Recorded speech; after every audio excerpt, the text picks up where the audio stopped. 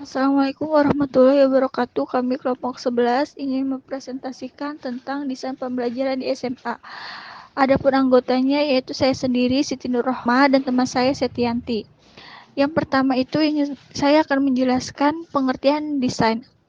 Bahasa bahasa desain sendiri itu merupakan dari bahasa Inggris yaitu design yang dapat diartikan dengan motif, pola, model, menata, ataupun kerangka. Adapun pengertiannya menurut para ahli itu, yaitu desain pembelajaran membantu proses belajar seorang di mana proses tersebut memiliki tahapan dalam jangka yang lama. Menurut menurut mereka, proses belajar terjadi karena adanya kondisi internal dan eksternal. Adapun perencanaan pembelajaran yang biasa disebut RPP, yaitu pada standar isi perencanaan pembelajaran meliputi penyusunannya. Yang pertama itu ada silabus. Nah, silabus itu udah disediain oleh Puspur sehingga guru tidak perlu lagi membuatnya seperti KTSP. Nah, sedangkan RPP-nya itu adalah rencana kegiatan belajar tatap muka dalam satu pertemuan atau lebih RPP dikembangkan dari silabus untuk mengetahui kegiatan pembelajarannya. Selanjutnya itu ada komponen desain pembelajar. Yang pertama itu ada tujuan pembelajar, yang kedua itu ada pembelajar, yang ketiga itu ada analisis pembelajaran, yang keempat itu ada strategi pembelajaran, dan yang kelima itu ada penilaian belajar. Selanjutnya itu ada model-model desain pembelajaran. Kata model yaitu dapat diartikan dengan tampilan grafis, prosedur kerja yang teratur atau sistematik.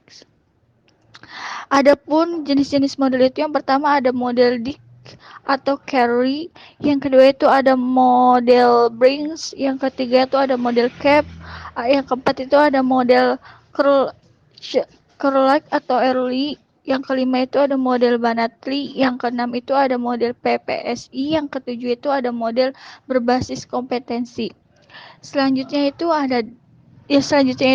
yang D, pelaksanaan pembelajaran, yaitu merupakan implementasi dari RPP meliputi kegiatan yang merupakan ada pendahulu dan penutup. Yang pertama itu ada kegiatan pendahuluan, yang kedua itu ada kegiatan inti, dan selanjutnya itu ada kegiatan penutup. Baik, sekian penjelasan dari saya. Selanjutnya akan dijelaskan oleh Setianti. Baik, saya Setianti akan menjelaskan tentang desain strategi pembelajaran. Mendesain strategi pembelajaran memiliki arah yang jelas, yakni pencapaian tujuan pembelajaran. Menurut Sanjaya 2009 halaman 187, strategi pembelajaran merupakan rencana tindakan termasuk penggunaan metode dan pemanfaatan sumber daya dalam pembelajaran. Strategi disusun untuk mencapai tujuan tertentu. Artinya, arah dari semua keputusan penyusunan strategi adalah mencapai tujuan. Selanjutnya yaitu strategi pembelajaran bahasa Indonesia. Desain strategi pembelajaran adalah kegiatan mengembangkan strategi dalam mencapai tujuan yang ditetapkan. Tujuan dapat tercapai apabila menata komponen-komponen pembelajaran dengan memilih strategi yang tepat. Komponen tersebut meliputi identifikasi karakteristik peserta didik, menetapkan tujuan pembelajaran, menetapkan strategi pembelajaran, dan alat penilaian mengukur keberhasilan peserta didik. Beberapa strategi pembelajaran yang dapat diterapkan dalam pembelajaran bahasa Indonesia, yaitu yang pertama, strategi Directed Reading Thinking Activity.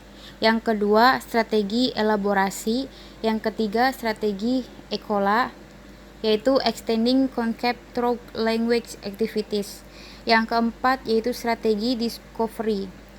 Contoh desain pembelajaran bahasa Indonesia di SMA, yaitu tema atau topik yang disajikan pada pelajaran bahasa Indonesia khususnya kelas 9 meliputi yang pertama, teks anekdot. Teks anekdot merupakan teks yang berisi cerita lucu atau menggelikan untuk tujuan mengkritik kebijakan pemerintah maupun sekelompok orang yang dianggap merugikan atau mengganggu kepentingan umum atau masyarakat. Yang kedua yaitu teks prosedur kompleks. Teks prosedur kompleks adalah teks yang berisi tahap-tahap dan langkah-langkah yang harus ditempuh untuk mencapai tujuan. Yang ketiga yaitu teks negosiasi. Teks negosiasi adalah teks yang berisi suatu bentuk interaksi sosial untuk mengkompromosikan keinginan yang berbeda ataupun bertentangan sehingga tercapai suatu kesepakatan. Sekian dari kelompok kami, kurang lebihnya mohon maaf. Wassalamualaikum warahmatullahi wabarakatuh.